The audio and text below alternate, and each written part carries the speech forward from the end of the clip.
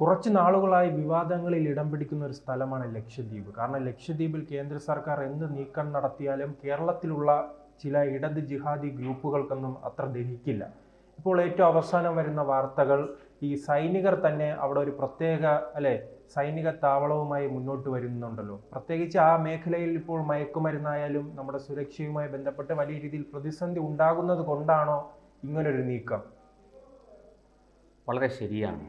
വലിയ വെല്ലുവിളികൾ കാത്തിരിക്കുകയാണ്. അതിലേക്ക് ഞാൻ വരാം. അതിനു മുമ്പ് അവിടെ എന്താണ് സംഭവിക്കുന്നതെന്ന് നമുക്ക് ആദ്യം നോക്കാം.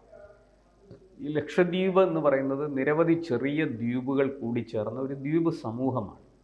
അതിൽ ചില ദ്വീപുകളിൽ ആൾതാമസമുണ്ട്, ചില ദ്വീപുകളിൽ ആൾതാമസമില്ല. ഈ ആൾതാമസമില്ലാത്ത ദ്വീപുകളിൽ നിന്ന് ആയുധങ്ങളും മയക്കുമരുന്നും ഒക്കെ കണ്ടെത്തിയതായിട്ട് മുമ്പ് പലതവണ റിപ്പോർട്ട് ചെയ്യപ്പെട്ടിട്ടുണ്ട്. അത് രാജ്യസുരക്ഷയുമായി ബന്ധപ്പെട്ട ഒരു വിഷയമായതിനാൽ അതിനെക്കുറിച്ച് വലിയ ചർച്ചകളോ കൂടുതൽ വിശദീകരണങ്ങളോ ഒന്നും ഉണ്ടായിട്ടില്ല.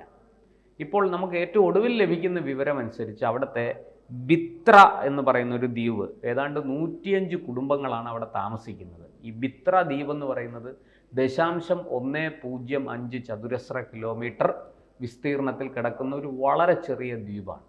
ആ ദ്വീപിൽ നിന്ന് ഈ ആൾക്കാരെ അവിടുന്ന് മാറ്റി അവിടെ താമസിക്കുന്നവരെ അവിടുന്ന് കുടിയൊഴിപ്പിച്ചിട്ട് ആ ദ്വീപ് പൂർണ്ണമായിട്ടും പ്രതിരോധ വകുപ്പ് ഏറ്റെടുക്കുകയാണ് എന്നാണ് ഇപ്പോൾ ലഭിക്കുന്ന വിവരം. ഇത് സംബന്ധിച്ച് നോട്ടിഫിക്കേഷൻ, വിജ്ഞാപനം പുറത്തിറങ്ങിയിട്ടുണ്ട്.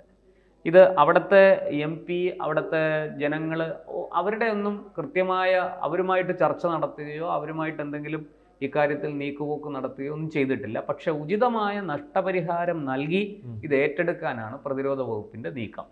നല്ല നഷ്ടപരിഹാരം വരുമ്പോൾ നമ്മുടെ തമ്പുരാനുണ്ടല്ലോ, പൃഥ്വിരാജ് അടക്കമുള്ളവർ സേവ് ലക്ഷദ്വീപുമായി രംഗത്ത് വരുമോ? പണ്ട് നാം കണ്ടിട്ടുണ്ട്, ഒരു തെങ്ങിൽ 2 പെയിന്റ് അടിച്ചെന്ന് പറഞ്ഞുകൊണ്ട് കേരളത്തിലെ വലിയ കോലാഹലമാണ് ഒന്നാകുകയും പൃഥ്വിരാജ് അടക്കമുള്ളവർ രംഗത്ത് വരികയും ചെയ്യുന്നത് കണ്ടിട്ടില്ല. ഈ കിണറ്റിലെ തവളകളാണെന്നേ, ഇവർക്ക് ഇതൊന്നും പറഞ്ഞാൽ മനസ്സിലാവില്ല. കാരണം ഇത് അത്ര വലിയ ഭീഷണി ഇതിനകത്ത് ഒളിഞ്ഞിരിപ്പുണ്ട്. ഇപ്പോൾ ഈ പറഞ്ഞ പോലെ സേവ് ലക്ഷദ്വീപ് എന്ന് പറഞ്ഞ് സേവ് ബിത്ര, ആ പേര് മാറ്റിയിട്ട് സേവ് ബിത്ര എന്ന് പറഞ്ഞ് പുതിയ ക്യാമ്പയിൻ തുടങ്ങാനുള്ള എല്ലാ സാധ്യതയും സാഹചര്യവും ഉണ്ട്. അത് ഞാൻ തള്ളിക്കളയുന്നില്ല. പക്ഷേ ഈ ദ്വീപ് ഏറ്റെടുക്കുമ്പോൾ ഇവർക്ക് ഉചിതമായ നഷ്ടപരിഹാരം കൊടുത്ത് ഇവരെ പുനരധിവസിപ്പിക്കും എന്നാണ് പ്രതിരോധ വക്താക്കൾ അല്ലെങ്കിൽ പ്രതിരോധ വിഭാഗം അറിയിച്ചിരിക്കുന്നത്. പിന്നെ അത് സംബന്ധിച്ച് ചില പഠനങ്ങളൊക്കെ ഇപ്പോൾ ആരംഭിച്ചിട്ടുണ്ട്. ചില പഠനങ്ങളൊക്കെ നടക്കുന്നുണ്ട്. ഇത് ഈ ബിത്രയെ ഒരു നാവികസേനയുടെ താവളമാക്കാൻ, ഒരു നേവൽ ബേസ് ആക്കാനാണ് ഉദ്ദേശിക്കുന്നത്. അത് അവിടുത്തെ ഭൂപ്രകൃതിയും ഈ കടലുമായിട്ടുള്ള ബന്ധവും ഒക്കെ നോക്കിയിട്ട് വേണമല്ലോ അത് തീരുമാനിക്കുന്നത്. പക്ഷെ അത് നേവൽ ബേസ് ആയിട്ട് ആണ് ഉദ്ദേശിച്ചിരിക്കുന്നത്. പക്ഷേ ഇതിനെതിരെ ഇപ്പോൾ ലക്ഷദ്വീപ് MP ഉണ്ട്, ഹംദുള്ള സയ്യിദ്. അദ്ദേഹത്തിൻ്റെ നേതൃത്വത്തിൽ നാട്ടുകാരിതിനെ എതിർക്കുന്നു എന്നാണ് ഇപ്പോൾ പൊതുവെ പുറത്തു വരുന്ന വാർത്തകൾ. അവരൗദ്യോഗികമായിട്ടൊന്നും പറഞ്ഞിട്ടില്ല.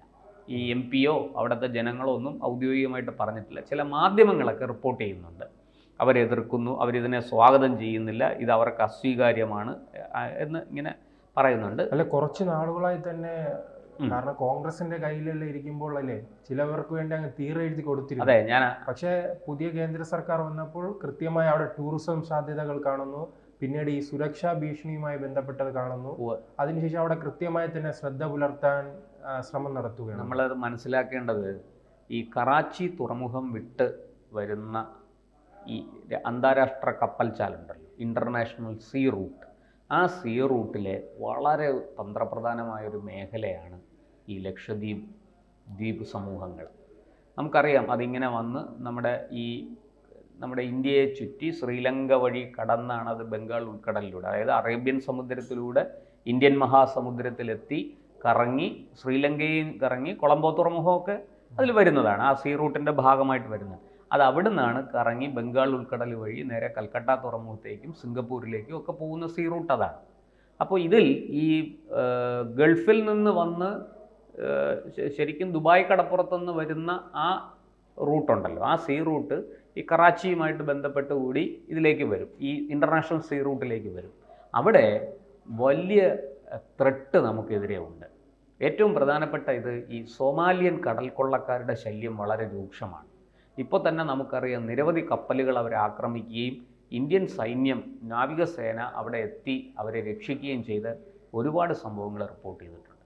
അതുപോലെ തന്നെ ഈ കറാച്ചിയിൽ നിന്ന്, പാകിസ്ഥാനിൽ നിന്ന് ഇന്ത്യയിലേക്ക് വലിയ തോതിൽ മയക്കുമരുന്ന് കടത്തുന്നതായിട്ട് നമുക്ക് വിവരം ലഭിച്ചിട്ടുണ്ട്. അത് ഈ ഗുജറാത്ത് തീരത്ത് വലിയ തോതിൽ അതിൻ്റെ വേട്ട നടക്കുകയും നമ്മുടെ narcotic control bureau of India NCBI അത് പിടിച്ചെടുക്കുകയും ഒക്കെ ചെയ്തിട്ടുണ്ട്. ടൺ കണക്കിന് മയക്കുമരുന്നാണ് നശിപ്പിക്കപ്പെട്ടത്.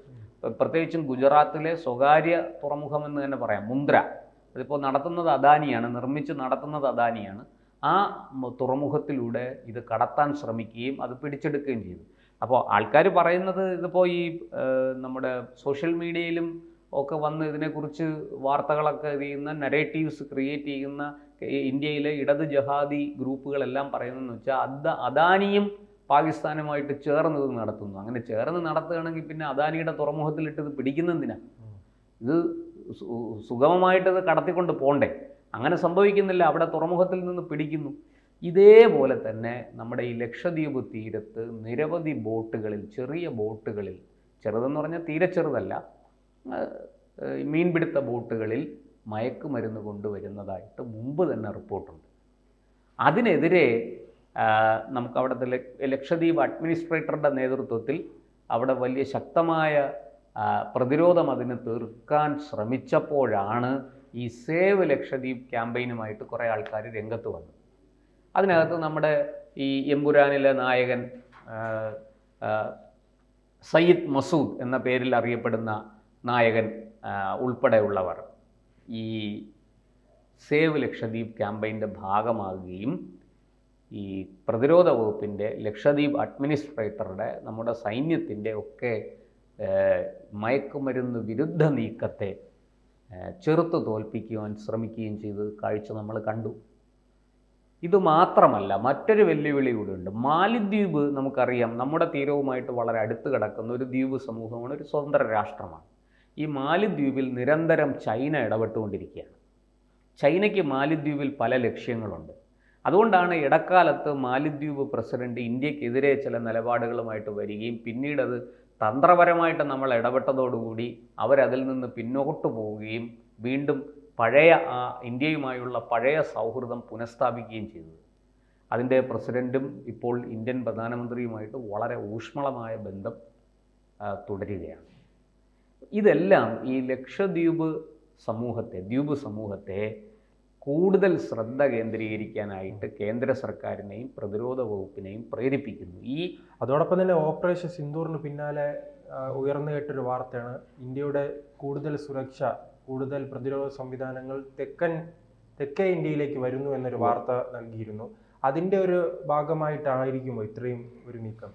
അതെ, അത് തെക്കേ ഇന്ത്യ മാത്രമല്ല, നമ്മൾ മനസ്സിലാക്കേണ്ടത് കർണാടക തീരം, ഗോവ, മഹാരാഷ്ട്ര തീരം, ഇവിടെയല്ല നമുക്ക് ഈ വളരെ നീണ്ട ഒരു തീരദേശം നമുക്കുണ്ട്, കടൽ തീരം ഉണ്ട്, അതുപോലെ സമുദ്ര അതിർത്തി നമുക്കുണ്ട്, ഈ ഇൻ്റർനാഷണൽ സീ റൂട്ടുമായിട്ട് വളരെ അടുത്ത് കിടക്കുന്ന പ്രദേശങ്ങൾ നമുക്കുണ്ട്. ഇപ്പം നമുക്കറിയാം, വിഴിഞ്ഞം തുറമുഖം ഈ ഇൻ്റർനാഷണൽ സീ പോർട്ടിനോട് വളരെ അടുത്താണ്, 12 നോട്ടിക്കൽ മൈൽ ദൂരമേ ഉള്ളൂ, അല്ലേ? വലിയ ഒരുപാട് അകലെയൊന്നുമല്ല. അതുപോലെ തന്നെ ഈ ആഴക്കടൽ മത്സ്യബന്ധനം, അത് നമ്മുടെ ആൾക്കാർ ചെറിയ കപ്പലുകളിലും മറ്റുമൊക്കെ പോയി ആഴക്കടലിൽ ചെന്ന്, ഇപ്പോൾ നമ്മൾ ആഴക്കടൽ മത്സ്യബന്ധനത്തിന് പോകുന്നില്ല, ആഴക്കടൽ മത്സ്യബന്ധനത്തിന് പോയി കഴിഞ്ഞാൽ അവർ പോയാൽ ചിലപ്പം ആഴ്ചകൾ കഴിഞ്ഞായിരിക്കും തിരിച്ചു വരുന്നത്. അപ്പോൾ അവർക്ക് വേണ്ടുന്ന സൗകര്യങ്ങളൊക്കെ, അല്ലെങ്കിൽ അവർക്ക് വേണ്ടുന്ന സുരക്ഷ ഒരുക്കണം. ഈ പറഞ്ഞതുപോലെ ഈ സൊമാലിയൻ കടൽ കൊള്ളക്കാരുടെയും ഈ മയക്കുമരുന്ന് കടത്തുകാരുടെയും ഒക്കെ ഭീഷണി വളരെ വലുതാണ്. നമ്മൾ വിചാരിക്കുന്ന പോലെയല്ല. വളരെ പെട്ടെന്ന് ഇവരെ ആക്രമിച്ച് നമ്മുടെ ആൾക്കാരെ അപകടപ്പെടുത്താനും ഈ ചെറിയ കപ്പലുകൾ, ബോട്ടുകളൊക്കെ കൊള്ളയടിക്കാനും ഒക്കെയുള്ള സാധ്യതയുണ്ട്. അവിടെയൊക്കെ കൃത്യമായ സുരക്ഷ കൊടുക്കണമെങ്കിൽ നമുക്ക് കടലിൽ, സമുദ്രത്തിൽ നമുക്കിതുപോലെ താവളങ്ങൾ വേണം. അപ്പം അതിന് ഈ ചെറിയ ചെറിയ ദ്വീപ് സമൂഹങ്ങൾ പല ഭാഗത്തുമുണ്ട്. അതിലൊന്നാണ് ഈ ലക്ഷദ്വീപ്. അവിടെ വളരെ കൃത്യമായിട്ട് നമ്മൾ ചെല്ലുന്നു, അവിടെ ഈ സൗകര്യങ്ങൾ ഉണ്ടാക്കുന്നു. ഈ സുരക്ഷ ഒരുക്കുക എന്ന് പറഞ്ഞാൽ അവിടെ ആദ്യം സൗകര്യങ്ങൾ വേണം, ബേസ് വേണം, നേവൽ ബേസ് വേണം, എയർ ബേസ് വേണം, അല്ലേ? എങ്കിലല്ലേ പട്ടാളക്കാരെ പെട്ടെന്ന് അവിടെ എത്തിക്കാനും സൈന്യത്തിന് ഈ വിഷയങ്ങളിൽ ഇടപെടാനും ഒക്കെ കഴിയുള്ളൂ. അതുദ്ദേശിച്ചാണ് ഈ ബിത്ര ദ്വീപിനെ നമ്മൾ പ്രതിരോധ വകുപ്പ് ഏറ്റെടുക്കുന്നത്. അവിടെ താമസിക്കുന്ന 105 കുടുംബങ്ങളേ ഉള്ളൂ. ഒരുപാട് പേരെ ഒന്നും കുടിയൊഴിപ്പിക്കേണ്ട. അവർക്ക് അർഹമായ രീതിയിൽ അവരെ മിനിക്കോയ് ദ്വീപിലേക്കോ മറ്റോ മാറ്റും. നേരത്തെ ഈ ആൾപ്പാർപ്പില്ലാത്ത ദ്വീപിൽ നിന്ന് മയക്കുമരുന്ന് കണ്ടെടുത്ത സംഭവങ്ങളുണ്ട്. ആയുധങ്ങൾ കിട്ടിയിട്ടുണ്ട് അവിടുന്ന്. അപ്പോൾ ഈ ആൾപ്പാർപ്പില്ലാത്ത ഇത്തരം ദ്വീപ് സമൂഹങ്ങളിൽ ആരൊക്കെയോ വന്നു പോകുന്നുണ്ടെന്നുള്ളത് വ്യക്തമാണ്.